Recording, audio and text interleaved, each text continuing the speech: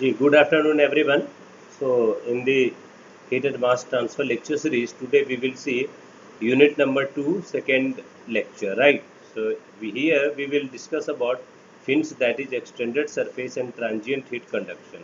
These are the two most vast syllabus and very useful for the case of university examination as well as competition point of view, right? So in the case of fins or extended surface, in the very first lecture we have seen what are the types of fins, what is extended surface, where it is used, and what is the syllabus overall, right? So in the lecture of first unit, we have also seen what are the types of fins, that is diagram A, B, C, D, and all. So here we will see about heat flow through rectangular fin, right? So we are going to discuss about the heat transfer which is being flowing through a rectangular fin, or we have seen in the first lecture that what are the types and orientation of the fins, that is it may be of rectangular, it may be of triangular, or it may be of parabolic. So in case of parabolic, we have seen that heat transfer to the weight ratio is maximum. So if the maximum heat transfer to the weight ratio, then we holistically use that kind of particular shape or orientation, right? So now we will see about what is the heat flow through rectangular fin. So in case of rectangular fin, we are going to describe a fin which is rectangular in shape, and what are the total overall heat transfer, or what kind of concept we are going to apply. So here let us see some of the key points or key highlights in this topic. Suppose you have some wall. This is a wall. Suppose this is a wall, ये आपके पास कोई एक wall है इस तरह का। इस wall में हमने क्या किया, एक रेक्टेंगुलर फिन को लगाया है यहाँ पे, इस तरह का से एक हम रेक्टेंगुलर फिन को अप्लाई किए हैं। पहले आप लोग समझिएगा थोड़ा सा कॉन्सेप्ट को, मैं थोड़ा और डिस्कस करूँगा डीप में इसको। हाँ, ये रेक्टेंगुलर फिन है जिसका थिकनेस, ब्रेथ, ये सारा कुछ आपको दिया हुआ है यहाँ पर। मैंने पहले ही बताया कि एक्सटेंडेड सरफेस, आप इसको इस तरीके से मान सकते हैं। ये आपके पास वॉल है, ये कोई वॉल है, इसके ऊपर आपने कोई एक रेक्टेंगुलर फिन लगाया है जो कुछ इस तरह का है। This is wall and rectangular fin, right. यहाँ पे हम देखते हैं कि ये जो वॉल है आपके पास, इस वॉल का सपोज करो ये आपका वॉल है, ये पूरा, ये जो वॉल है इसका टेम्परेचर हम एज्यूम करते हैं यहाँ पर T0, ये सरफेस का टेम्परेचर है। वॉल का टेम्परेचर को हम लोग T0 मानते हैं, इसको बेस टेम्परेचर भी बोला जाता है। ये जो है इसको हम लोग बेस टेम्परेचर भी बोलते हैं। बेस टेम्परेचर क्यों? क्योंकि जिस वॉल के ऊपर हम अटैच करेंगे एक्सटेंडेड सरफेस को, उसे हम बेस टेम्परेचर बोलते हैं। तो यहाँ पर ये T0 क्या हो गया जी, ये बेस टेम्परेचर हो गया है। मैं दो डायग्राम बना के आपको दिखा रहा हूँ। सपोज करो यहाँ से यहाँ आपका कोई x है, यानी x कोऑर्डिनेट है, डिस्टेंस होगा x जो आपका इस डायरेक्शन में वेरी करेगा। यहाँ पर आपका क्या होगा, x, ये वाला वैल्यू हो जाएगा। बट चूंकि ये x है तो x की वैल्यू यहाँ पर 0 होगा। क्यों 0 होगा? क्योंकि हम लेंथ इस डायरेक्शन में ले रहे हैं, यहाँ 0 होगा, और जैसे आगे बढ़ेंगे वैसे x की वैल्यू बढ़ रहा होगा। टोटल जो हम इसका लेंथ लेते हैं या एज्यूम करते हैं, वो लेंथ सपोज यहाँ से यहाँ हमने कुछ L लिया है, कैपिटल L, ये चीज़ है। उसके बाद आप जो फ्लूइड का टेम्परेचर होगा यहाँ पर, वो एज्यूम कर लीजिए कि आपका क्या है, कुछ T इन्फिनिटी है। बाहर फ्लूइड का मतलब क्या हो गया, आउटसाइड का टेम्परेचर, जो यहाँ TA दिया है वही टेम्परेचर यहाँ पे आउटसाइड का टेम्परेचर, जहाँ पर ये वाला फिन जो है वो एक्सपोज हुआ है, इस टेम्परेचर को आप T इन्फिनिटी मान लीजिए। इन्फिनिटी मानो या TA मानो, both are same, right. Outside का जो हीट ट्रांसफर कोएफिशिएंट होगा, आउटसाइड का हीट ट्रांसफर कोएफिशिएंट को हम H एज्यूम करते हैं। ये आपका हीट ट्रांसफर कोएफिशिएंट है H, यानी यहाँ पर की बात करें तो ये होगा हीट ट्रांसफर कोएफिशिएंट यहाँ पर H, क्योंकि बाहर का होता है। आप लोग को मालूम है फ्लूइड होगा तो हीट ट्रांसफर कोएफिशिएंट होगा। के आप एज्यूम कर लीजिए कि थर्मल कंडक्टिविटी है इसका, ये जो मटेरियल है उसका ये थर्मल कंडक्टिविटी, ये जो मटेरियल है ना, इसका थर्मल कंडक्टिविटी हमने एज्यूम किया है कि के है, यहाँ पर थर्मल कंडक्टिविटी के होगा। कौन सा मटेरियल का जी? ये पूरा मटेरियल, ये सॉलिड है, सॉलिड है तो इसका थर्मल कंडक्टिविटी होगा। पी आप एज्यूम करिए कि इसका पेरीमीटर है, पी यहाँ पर क्या होगा? पी आपका पेरीमीटर है, पेरीमीटर, पेरीमीटर मतलब होता है चौहद्दी, कितना ये लेंथ को पूरा कवर करते। यहाँ पर पेरीमीटर कौन सा होगा? ये वाला होगा। फिन का पेरीमीटर आपका ये वाला है, हम इसकी बात कर रहे हैं यहाँ पे। तो अगर ये आपका कुछ विड्थ बी दिया रहेगा इसका, और इसका हाइट कुछ मान लो वाई दिया हुआ है, ये वाई है और ये बी है, इसका पेरीमीटर क्या हो जाएगा? तो आप मान, ये आपको लोग को मालूम है कि रेक्टेंगुलर होगा, इसका अगर आप लेंथ मान लो एल है और ये बी है, तो इसका टोटल क्या होता है? Perimeter 2 into L plus B add हो जाता है, यानी एल एल ये बी, तो 2 बार एल हो गया आपका टोटल लेंथ और 2 बार बी हो गया, सबको ऐड किए। यहाँ पर भी आपका वही होगा फॉर्मूला इसके अकॉर्डिंग, तो इसके अकॉर्डिंग यहाँ पर पेरीमीटर हो जाएगा 2 times B plus Y, this will be the perimeter of the fin, ये this one, I am talking about this one only, right. और cross sectional area, cross sectional area मतलब जहाँ से हीट का फ्लो होगा, मान लो यहाँ से यहाँ कंडक्शन हो रहा है, ये कंडक्शन हो रहा है, यहाँ से कंडक्शन हो रहा है, तो यहाँ से जो हीट का ट्रांसफ़र होगा तो हम ये वाला सरफेस एरिया लेंगे। जिस जगह से हीट का ट्रांसफ़र होता है हम वो एरिया लेते हैं। अब ये एरिया आपका क्या हो जाएगा जी? अगर ये B है और ये Y है तो इसका एरिया हो जाएगा B into Y, this is cross sectional area. ये क्रॉस सेक्शनल एरिया हो गया, यही यहाँ पर शो किया गया है, cross sectional area is B into Y. So this is the total overall values which we have discussed. सो AC आप बोल सकते हैं कि ये क्रॉस सेक्शनल एरिया है। P आपका perimeter, AC cross sectional area, T naught आपका बेस का टेम्परेचर, T इन्फिनिटी या TA फ्लूइड का temperature, H over heat transfer coefficient of the fluid, X is the length, so X is equal to 0 at the base and X equal to L at the tip, this is called tip, right? K is the thermal conductivity of the material by which fin has been introduced, right? अब यहाँ पर suppose करो, हम यहाँ पर एक assumption लेकर के चलते हैं कि मान लीजिए कि यहाँ पर हम एक आर्बिट्ररी एलिमेंट लेते हैं कुछ इस तरह से, कुछ आर्बिट्ररी एलिमेंट हमने यहाँ पर कुछ इस तरह से लिया है, ये एलिमेंट है। अगर आप यहाँ पर कोई आर्बिट्ररी एलिमेंट लेते हैं जिसका लेंथ यहाँ से यहाँ तक x है और इसका थिकनेस कुछ ये dx है, जैसे 3 डायमेंशनल रेक्टेंगुलर कोऑर्डिनेट देखे थे उसी टाइप से, अगर यहाँ x है और यहाँ पर आपका क्या हो गया dx, अगर हीट का ट्रांसफ़र यहाँ से यहाँ ये वाली वैल्यू qx हो रहा होगा, तो इससे बाहर जो हीट का ट्रांसफ़र हो रहा होगा वो होगा q of x plus dx। ये चीज़ आपको पता है, कहने का मतलब अगर कोई एलिमेंट आप लेते हैं यहाँ पर जहाँ हीट का ट्रांसफ़र qx है, ये वाला थिकनेस आपने dx लिया है, इसके बाहर का जो हीट ट्रांसफ़र यहाँ होगा वो होगा q of x plus dx। ये 3 डायमेंशनल रेक्टेंगुलर कोऑर्डिनेट में हम लोग देख चुके हैं, कुछ नया बात यहाँ पर नहीं है, ये सारा कुछ हम लोग देखे हैं।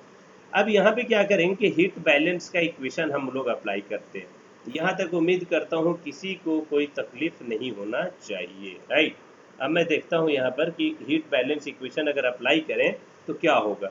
मैं एक इक्वेशन यहाँ पर लिख देता हूँ, छोटा सा इक्वेशन है हीट बैलेंस इक्वेशन, और अगर आप यहाँ पर हीट बैलेंस इक्वेशन अप्लाई करते हैं तो ये हीट बैलेंस इक्वेशन क्या होगा जी? तो देखना एक चीज़ ध्यान से समझना है, यहाँ पर कंडक्शन हो रहा है और ये कंडक्शन का हीट का ट्रांसफ़र जो हो रहा है वो कन्वेक्शन और कंडक्शन ऑट दोनों में हो रहा है, समझना थोड़ा सा गौर से। सपोज करो यहाँ से हीट का ट्रांसफ़र, मैं दूसरा कलर यहाँ पे चूज कर लेता हूँ आपके लिए, वो ज़्यादा क्लियर होगा। कौन सा ले लो, मैं कुछ ये डार्क कलर लेता हूँ, ठीक है। देखिए यहाँ से आपका आया है हीट, वो है जी qx, बात समझ में आ रही है। यहाँ से बाहर जो गया है वो है q of x plus dx। अब साथ ही साथ अगर इस बेस टेम्परेचर की वजह से हीट का फ्लो इस डायरेक्शन में हो रहा है, तो साथ ही साथ ये वाले वॉल से इन्वायरमेंट में भी हीट का लॉस हो रहा है। यानी जो कंडक्शन हीट ट्रांसफ़र आप दे रहे हैं वो इन्वायरमेंट में भी आपका जा रहा है, मतलब वो हीट का ट्रांसफ़र कॉन्वेक्शन के रूप में भी जा रहा है। कहने का मतलब आपने 10 रुपया अगर किसी को दिया, सपोज यहाँ से ये 10 आ रहा है, ये 10 आपका कहाँ गया जी? इधर मान लो 4 आया, 6 आया होगा। QX जो QX प्लस DX आया वो मान लो 6 है, प्लस कॉन्वेक्शन के रूप में बाहर चला गया, वो हो गया वैल्यू 4। तो यहाँ पर क्या होगा हीट बैलेंस इक्वेशन?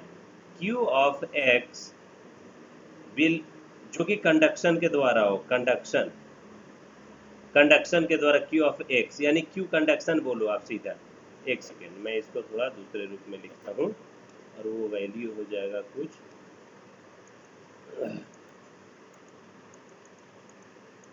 ठीक है। यहाँ पर हम इस वैल्यू को कंडक्शन जो इक्वेशन, इसको इन और आउट के टर्म में लिखेंगे, सो दैट कि ये हमारा ज़्यादा क्लियर हो। हाँ, तो मैं इन और आउट के टर्म में लिखता हूँ, तो समझो। यहाँ पे हो जाएगा क्यू कंडक्शन जो इनसाइड में आया था उस एलिमेंट का, मैं उस एलिमेंट की बात करूँ। एलिमेंट कौन सा जी? ये वाला एलिमेंट जो बीच में आपने लिया। यहाँ पर अगर बात करें तो इस एलिमेंट की मैं बात कर रहा हूँ, ये वाला, दिस एलिमेंट। तो यहाँ पर क्यू कंडक्शन इन जो होगा वो हो रहा होगा क्यू कंडक्शन आउट का मतलब उस एलिमेंट से बाहर जाने वाला, प्लस अभी बताए थे 10 अगर गया है तो 6 + 4, तो ये हो गया 6 मान लो। 4 क्या होगा? तो क्यू कॉन्वेक्शन हो रहा है जो आउट में जा रहा है, क्यू कॉन्वेक्शन, यानी यहाँ पे जो टोटल एनर्जी होगा वो आपका कंजर्व है।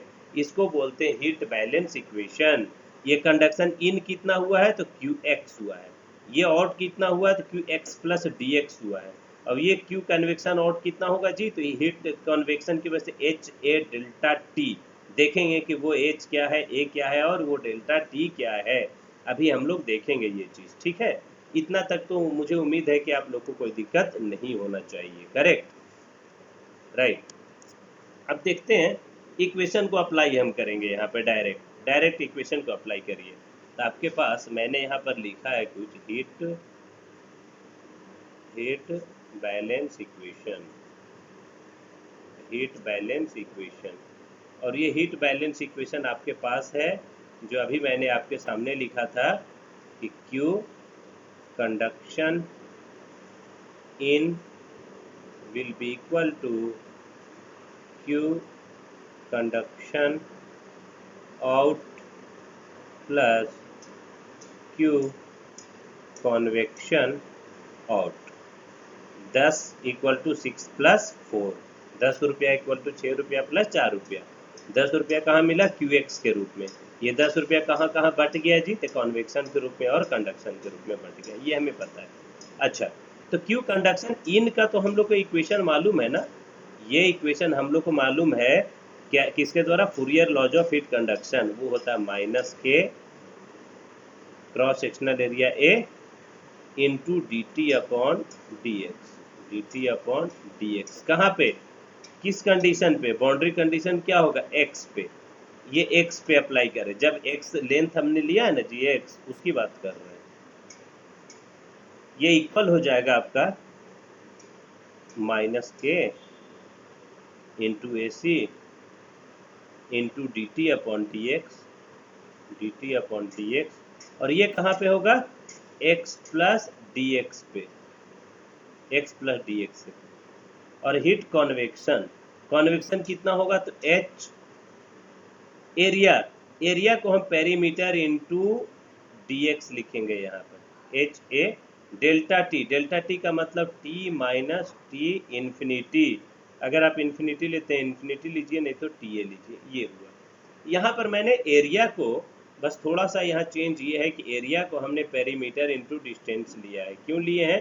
तो आप लोग को मालूम है अगर कोई एक रेक्टेंगल हम लेते हैं इस टाइप का, तो इसका अगर पेरीमीटर कुछ आता है L और B है, इसका पेरीमीटर लेते हैं और जो भी थिकनेस रहेगा जो dx के बराबर, तो एरिया को पेरीमीटर का आपका यूनिट क्या होता है? तो मीटर में, और dx का यूनिट मीटर में, metre into metre, metre square, area metre square. तो वही चीज़ है यहाँ, पेरीमीटर को अगर आप थिकनेस से मल्टीप्लाई कर दें तो आपको एरिया मिलता है। ये कॉन्सेप्ट आप लोग को पहले पता होगा, आप लोगों ने पढ़ा होगा, इसमें कुछ है नहीं, ये कोई बहुत बड़ा रॉकेट साइंस नहीं बताया मैंने, तो वहाँ पर कंफ्यूज होने की ज़रूरत नहीं है। क्रॉस सेक्शनल एरिया जहाँ से कॉन्वेक्शन हीट ट्रांसफ़र हो रहा है उसका हमने P इंटू एरिया लिया। क्यों लिए हैं एरिया वहाँ पर P इंटू डी एक्स? क्योंकि पेरीमीटर आपको अभी जस्ट मैंने बताया था, और वो पेरीमीटर जो होगा वो किस तरीके से कन्वर्ट हो रहा है आपका एरिया में, वो देखे हैं, राइट। अब इस इक्वेशन को थोड़ा सा और हम लोग एक्सप्लोर करते हैं। ये इक्वेशन बन जाएगा जी यहाँ पर, इस इक्वेशन को लिखेंगे minus of K into cross sectional area A C into D T upon D X, D T upon D X. ये वही इक्वेशन है जो अभी हम लोग पढ़े हैं, ये वाली, दिस वन। मैंने इस इक्वेशन को यहाँ पे लिखा है, and this will be equal to, चूँकि minus K into A C तो कौन, ये दोनों के लिए आपका आएगा, तो देख लेते हैं ये वाला। अब ये हीट ट्रांसफ़र आपको दिखाना है, ये हीट ट्रांसफ़र आप लोग को पता है, पहले पढ़ चुके हैं। रेक्टेंगुलर 3 डायमेंशनल कोऑर्डिनेट के लिए मैं लिख रहा हूँ माइनस के इंटू एरिया, ये होगा। अब ये किसके बराबर होगा जी? तो D of D X into temperature वाला वैल्यू। तो टेम्परेचर कितना होगा आप लोगों को पता है ना, टी प्लस, या बताना पड़ेगा, बताओ, ये हम, मुझे नहीं लगता है कि मुझे बताने की ज़रूरत है। डी ऑफ डी एक्स, ये चीज़ समझ में आ रहा है ना? 3 डायमेंशनल में नहीं बताए थे कि अगर यहाँ पे टेम्परेचर टी है तो यहाँ पे टी ऑफ एक्स अगर होगा, ये टी एक्स है और T x plus D x होगा, ये T x plus D x कैसे यहाँ से यहाँ वेरी हो जाती है, ये मैंने बताया यूनिट नंबर 1 में, मुझे उम्मीद है कि आप लोगों को पता होगा। प्लस ये वाला वैल्यू है, और अगर कोई डाउट होगा तो मुझसे एंड में ज़रूर पूछिएगा। H into B times D X into T minus T infinity, ये हो गया आपका इक्वेशन यहाँ पर हीट ट्रांसफ़र का। यहाँ पर मैंने क्या लिखा, D of D X into T, ये टेम्परेचर हम किसका ले रहे हैं जी? तो ये टेम्परेचर ले रहे हैं इस लेंथ का, यहाँ से यहाँ पे तो टेम्परेचर टी था, लेकिन यहाँ पे temperature T of x plus D x हो गया है। तो आपको बताया है कि इतना लेंथ के लिए वेरिएशन, तो इसका वेरिएशन होता है टेम्परेचर प्लस डी ऑफ, यानी उस टेम्परेचर का वेरिएशन पार्शियल में कितना लेंथ के लिए, वो मल्टीप्लाई करते हैं। ये चीज़ हम लोग पहले भी पढ़े हुए हैं, राइट। ये चीज़ आ गया, इसको थोड़ा और एक्सप्लोर करते हैं। सर ये एसी कौन से, क्या एसी? ये क्रॉस सेक्शनल एरिया, वही इसका सर बात। एसी कौन सा एरिया था डायग्राम के ऊपर? ये हाँ तो देखो डायग्राम देख लो एक बार, ये डायग्राम देख रहे हो ना, ये वाला है आपका क्रॉस सेक्शनल एरिया, दिखाता हूँ एक मिनट। हाँ, क्रॉस सेक्शनल एरिया हो गया आपका ये वाला, ये जो है ना, ये दिख रहा है, हम इसकी बात कर रहे हैं।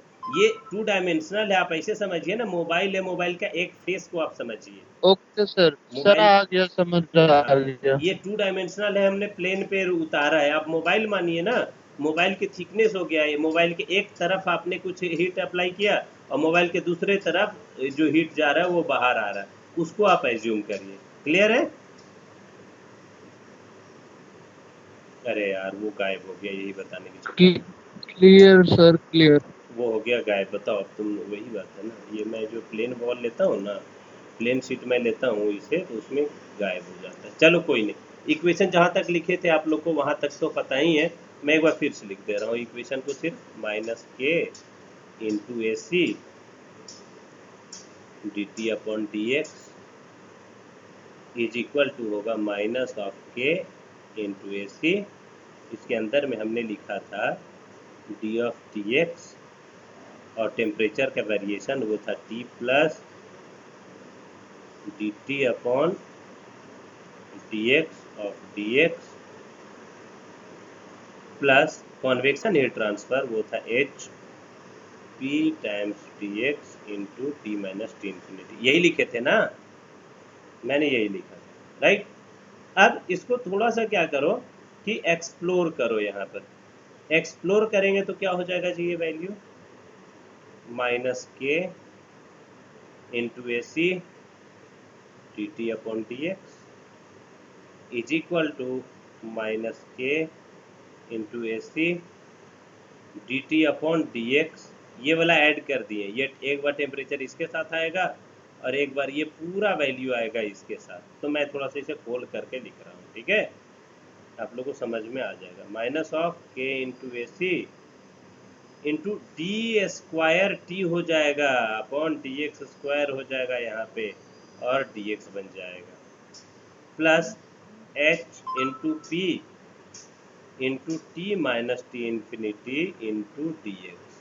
मैंने क्या किया है, एच के साथ पी को लिया है, ये वही रहेगा, डी एक्स आपका बाहर कर दिया है यहाँ, यही चीज़ लिखा और कुछ नहीं है। ये थोड़ा सा इस एक्सप्रेशन को और आगे बढ़ाते हैं तो बनेगा D square T upon D X square हमें फाइंड करना है, ये वाला वैल्यू को फाइंड करना है, इंटू के into A C into D x. इस वाले वैल्यू को हम ले रहे हैं, कौन सा, दिस वन, ये वाला। तो ये क्या हो जाएगा जी, के into A C into D x, और ये हो गया D square T upon D X square. इसका वैल्यू क्या बनेगा, देखो तो क्या क्या कैंसिल हो रहा होगा, बताओ। ये वाला देखो यहाँ से, ये वाला और ये वाला कैंसिल आउट होगा या नहीं होगा, दोनों इक्वल है, दोनों कैंसिल आउट हो गया। क्या वैल्यू बचा, सिर्फ इतना बचा है, ये हो जाएगा equal to H into P into D x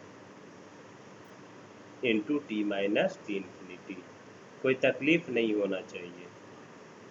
अब थोड़ा सा अब देखते हैं कि D square T upon D X square क्या आ रहा है, D square T upon D X square, this will be equal to, ऐसा क्यों हो रहा है यार, ये मोटा हो गया, ये हो गया D square T upon D X square हो जाएगा यहाँ पर एच पी ये वाला अपॉन ये के A C, H P upon K A C into ये डी एक्स और ये डी एक्स कैंसिल आउट होगा, into T minus T infinity. Infinity मतलब एम्बियंट टेम्परेचर, बार बार मैं रिपीट कर रहा हूँ आप लोग के सामने, सो दैट कि आप कंफ्यूजन में ना रहे। टी इन्फिनिटी मतलब 1-8 करोड़ मत ले लेना टेम्परेचर, ठीक है। अब ये जो एक्सप्रेशन आया ये होता है, इसको हम बोलते हैं डिफरेंशियल इक्वेशन। आप लोग को मैंने पहले भी बताया था कि हमारा टारगेट क्या होता है जी, यहाँ पर पूरे हीट एंड मास ट्रांसफर में हमारा टारगेट होगा सबसे पहले डिफरेंशियल इक्वेशन को फाइंड करना, फिर उसमें बाउंड्री कंडीशन को अप्लाई करना, और बाउंड्री कंडीशन अप्लाई करके कांस्टेंट वैल्यू को हटाना, यही चीज़ पड़े। अब यहाँ से एज्यूम करो, लेट हम एज्यूम करते हैं, let theta is equal to T minus T infinity. T minus T infinity को हम थीटा मान लिए, मेरा मर्जी हम मान लिए, कोई दिक्कत यहाँ पे किसी को नहीं होना चाहिए। टी माइनस टी इन्फिनिटी जो ये वैल्यू है, हमने इसको एज्यूम कर लिया है कि ये थीटा है, मेरा मर्जी है भाई, हम मान लिए। तुमको राम मानना है राम मानो, रहीम मानना है रहीम मानो, मुझे कोई तकलीफ नहीं है, मैंने थीटा मान लिया है, तो हो गया थीटा जो है टी माइनस टी इन्फिनिटी। अब इस थीटा को आप x के रिस्पेक्ट में डिफ्रेंशिएट करो तो D theta upon D x हो जाएगा, होगा। इधर क्या बनेगा, D T upon D x. लेकिन जब ये वाला वैल्यू हम करेंगे minus of D upon D X of T infinity, तो ये वाला टर्म आपका जीरो हो जाएगा। क्यों जीरो होगा, क्योंकि टी इन्फिनिटी मतलब एम्बियंट का टेम्परेचर, ये एम्बियंट का टेम्परेचर है, और एम्बियंट का टेम्परेचर कांस्टेंट होता है। अब जिस इन्वायरमेंट में उसका टेम्परेचर कांस्टेंट होता है ऑलमोस्ट, इसलिए ये वैल्यू जीरो है, कांस्टेंट का डिफरेंशिएशन जीरो है। लेकिन ये वाला जीरो नहीं होगा, क्यों नहीं होगा, क्योंकि टेम्परेचर एक्स के रिस्पेक्ट में वैरी कर रहा है। वही तो हम लोग लिखे थे ना, temperature T plus D T of D x, temperature vary कर रहा था, तभी तो ये टेम्परेचर हम लोग लिखे थे।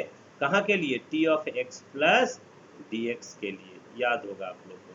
तो ये वाला टर्म जीरो नहीं होगा, लेकिन ये होगा। तो एक्सप्रेशन क्या बन के आएगा जी, यहाँ पर एक्सप्रेशन बनेगा D theta upon D X equal to D T upon D X. ये एक्सप्रेशन बन गया, ये एक्सप्रेशन बहुत काम आने वाला है, ये समझ लो, ये हो गया। अब इसका स्क्वायर ले लो, अगर मैं इसी का स्क्वायर लेता हूँ तो क्या बन जाएगा जी, ये D square theta upon D X square, this will be equal to D square T upon D X square, ये बन जाएगा एक्सप्रेशन। हमने दोनों तरह एक बार और डिफ्रेंशिएट कर दिए, स्क्वायर मतलब क्या, एक बार और डिफ्रेंशिएट कर दिए हैं डी अपॉन डी एक्स के टर्म में दोनों तरफ, ठीक है। तो ये इक्वेशन बना। तो अगर ये इक्वेशन बन जाएगा, अब इसको क्या करो, ये वाला एक्सप्रेशन को, इस एक्सप्रेशन को क्या करिए आप यहाँ पर लाकर पुट कीजिए, चूंकि डी, ये हमें मालूम है D square T upon D X square ही तो है D square theta upon D X square. तो हम इसको लेकर के आते हैं यहाँ। अब इस एक्सप्रेशन को लिखते हैं, क्या बनेगा एक्सप्रेशन जी यहाँ पर, ये एक्सप्रेशन बनेगा आपका यहाँ से, बताइए क्या बनेगा। मान लो हम एज्यूम, एक और एजम्पशन लेते हैं यहाँ पर, लेट एम स्क्वायर, एम मतलब मास नहीं है, मैं दोबारा बता दूं, this here M is not mass, ये मास नहीं है। हमने एज्यूम किया है M square is equal to H P upon K A सी, यानी क्या मतलब हुआ, इसको हम एम स्क्वायर एज्यूम कर लिए, एच पी अपॉन के स्क्वायर है ना, H P upon K A सी है, इसको हमने एम स्क्वायर लिए हैं, ये मास नहीं है। और t माइनस टी इन्फिनिटी को हमने थीटा लिया है। मेरा मन था भाई हम एजम्पशन ले लिए, किसी को कोई तकलीफ नहीं होना चाहिए, आपको एम स्क्वायर नहीं लेना, पी स्क्वायर ले लो, के स्क्वायर ले लो, लेकिन हमने एम स्क्वायर लिया और आप भी एम स्क्वायर ही लेंगे, t माइनस टी इन्फिनिटी को थीटा ही लेंगे। ये एम स्क्वायर मास नहीं है, this M is not mass, मैं बार बार बता दूं, this hp upon kac which has been assumed as m square, this m is not mass in the case of Finn assumption और Finn's analysis, ये चीज है। अब अगर आप यहाँ पे लेते हैं ये वैल्यू, तो आपका equation M square equal to H P upon K C अगर आप लेते हैं तो m क्या हो जाएगा जी, m हो जाएगा root under H P upon K A सी। ये वाला टर्म को याद रखिएगा, ये वाले टर्म को आपको याद रखना है कि m का वैल्यू जो होता है वो root under H P upon K A सी होगा। ये पूरे के अंदर रूट चढ़ा हुआ है, ये पूरे के अंदर रूट चढ़ा हुआ है, m equal to root under H P upon K A C. h क्या है, हीट ट्रांसफर कोएफिशिएंट, p क्या है, perimeter of the fin, k क्या है, thermal conductivity of the fin, ac क्या है, cross sectional area of the fin surface. तो ये है आपका m root under H P upon K A सी। याद कर लो दिमाग में, मैं इसको 4 बार बोल चुका, एक बार फिर से बोलता हूँ, m will be equal to root under H P upon K A सी। आपके दिमाग में बैठ जाना चाहिए, मैं जो बात बोलता हूँ बार बार वो बहुत इंपॉर्टेंट होता है, आप लोगों को पता है ये चीज़, इसीलिए इसको याद रखिए, ठीक है। अब हम लोग क्या करेंगे समझना, मैं आगे जो लाइन लिखूंगा नेक्स्ट स्लाइड में लिखूंगा, ये सारा इक्वेशन लिखा हुआ नहीं रहेगा, बिल्कुल ब्लैंक होगा, इसलिए मैं आपको बता दूं मैं लिखने वाला क्या हूँ। ये वाला जो D square T upon D X square है ना, यही वैल्यू आपका D square theta upon D X square भी है, इसको हम लिखेंगे D square theta upon D X square, right, ये वैल्यू आगे लिखेंगे। माइनस ऑफ जो एच पी अपॉन के सी है उसको एम स्क्वायर लेंगे, और टी माइनस टी इन्फिनिटी को हम क्या लेंगे, थीटा, और फिर इक्वेशन को सॉल्व करेंगे, करेक्ट। तो देखिए अब यहाँ पे आप समझिएगा थोड़ा सा, मैं कोई दूसरा पेन ले लेता हूँ और इससे सॉल्व कर, राइट, ये यहाँ पे समझो। अब क्या होता है, इक्वेशन हमारा बना था D square T upon D X square minus of H P upon K A C into T minus T infinity, this was equal to 0। ये इक्वेशन हमारा बना था। मैंने अभी जस्ट बताया था कि हम t को किस तरीके से थीटा से रिप्लेस किए हैं, कि हो जाएगा D square theta upon D X square minus of M square, M square आप लोग को पता है ये वाले value H P upon K सी को एम स्क्वायर लेते हैं और टी माइनस टी इन्फिनिटी को थीटा लेते हैं, तो this will be equal to 0। ये चीज होता है यहाँ पर, ठीक है। अब थोड़ा समझना है यहाँ पे, अब यहाँ से जब आप इसको इंटीग्रेट करेंगे, जब आप 2 बार इंटीग्रेट, चूंकि डी स्क्वायर है थीटा तो 2 बार इंटीग्रेट कर रहे हैं, जब आप इंटीग्रेट करिए, आप लोग करेंगे खुद से, मैं ही नहीं करूँगा। तो ये इंटीग्रेशन के बाद आता है कुछ C1 e to the power mx plus C2 e के पावर माइनस mx। आप लोग डिफरेंशियल इक्वेशन पढ़े हैं? बताइए मुझे, आप लोग डिफरेंशियल इक्वेशन पढ़े हाँ हैं? CFPI निकालना है ना। हाँ हाँ हाँ, वही ये वाला पढ़े हैं कि नहीं? यस सर, यस सर पढ़े। ये आप मैथ्स में। मैथ्स में आप लोग डिफरेंशियल इक्वेशन पढ़े होंगे। ये किस तरीके से डी स्क्वायर मतलब कोई भी फंक्शन का ये होता है, तो उसको हम लोग किस तरीके से इस रूप में C1 और C2 के रूप में लाते हैं। ये जहाँ पे दो दो लाते वैल्यू निकालते हैं, पार्टिकुलर इंटीग्रल और क्या होता है एक और रियल, पता नहीं क्या होता है, कुछ ऐसे कॉम्प्लीमेंट्री और पार्टिकुलर, हाँ CF और हाँ जो भी होता है।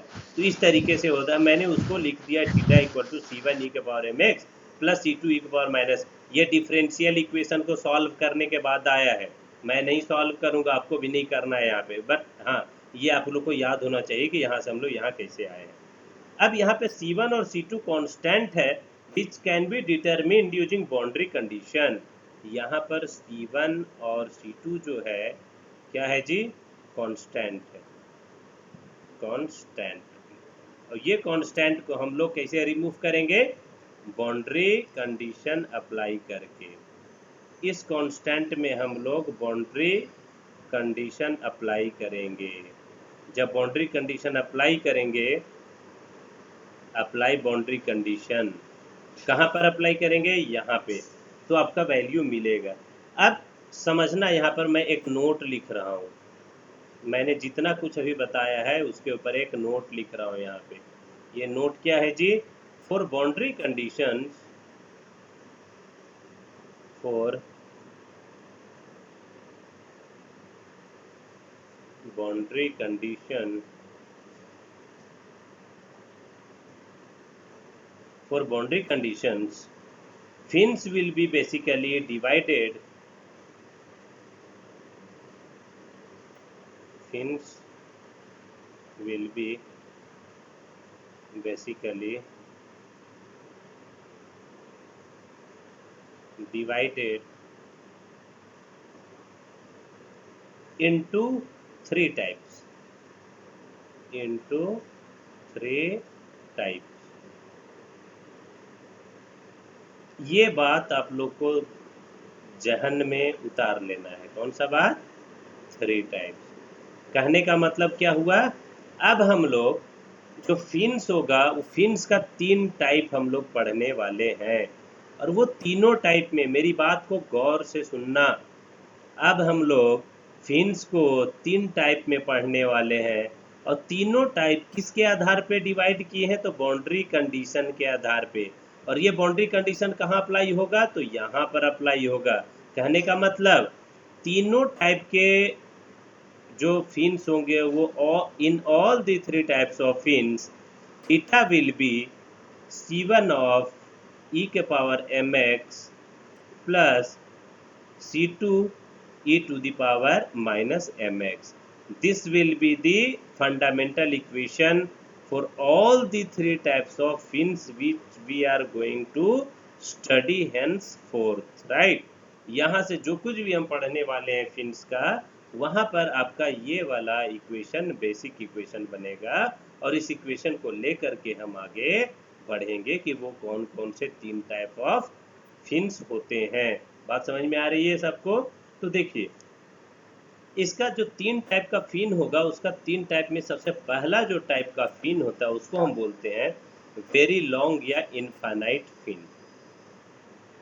वेरी लॉन्ग, या इसको हम लोग इनफाइनाइट फिन बोलते हैं, इनफाइनाइट फिन्स, वेरी लॉन्ग या इनफाइनाइट फिन्स। जो सेकेंड टाइप ऑफ फिन्स होगा, उस सेकेंड टाइप ऑफ फिन्स को हम लोग बोलते हैं यहाँ पर जी, जो दो तरह का है ना, जो किसके आधार पे बांट रहे हैं मैं अभी बता दूंगा, थोड़ा सा डायग्राम भी बना करके। दूसरा होगा शॉर्ट या finite fins with tip insulation. Short, sir lunch भी करना है। हाँ कोई बात नहीं, मत करो आज। शॉर्ट या फिर फाइनाइट फिन्स शॉर्ट या finite fins with tip insulation. अभी तीनों नहीं बताएंगे, नाम तो लिख दे दो। With fins, finite fins with क्या था, शॉर्ट या फाइनाइट फिन्स विथ, हाँ, टिप इंसुलेशन। टिप इंसुलेशन, बस न मैं नाम लिख दूंगा, छोड़ दूंगा, टेंशन मत। थर्ड टाइप का जो फिन होगा उसको मतलब शॉर्ट या finite fin without tip insulation. Short या फिर फाइनाइट फिन्स, ये विथ था तो ये हो जाएगा without, without tip insulation, without tip insulation, ये हो जाएगा यहाँ करेक्ट। ये हो गया शॉर्ट या finite fins without tip insulation. तो यहाँ पर हम लोग देखे हैं कि वन टाइप में होगा कि फिन बहुत बड़ा होगा, दूसरा केस में क्या होगा, ये वाला केस और ये केस दोनों सेम है, बस ये होगा कि टिप को इंसुलेट करते हैं और एक में टिप को इंसुलेट नहीं करेंगे। क्या है ये सब चीज़ आगे हम लोग डिटेल में देखेंगे, यहाँ पे आप लोग को टेंशन लेने की जरूरत नहीं है, right. Thank you, thanks a lot.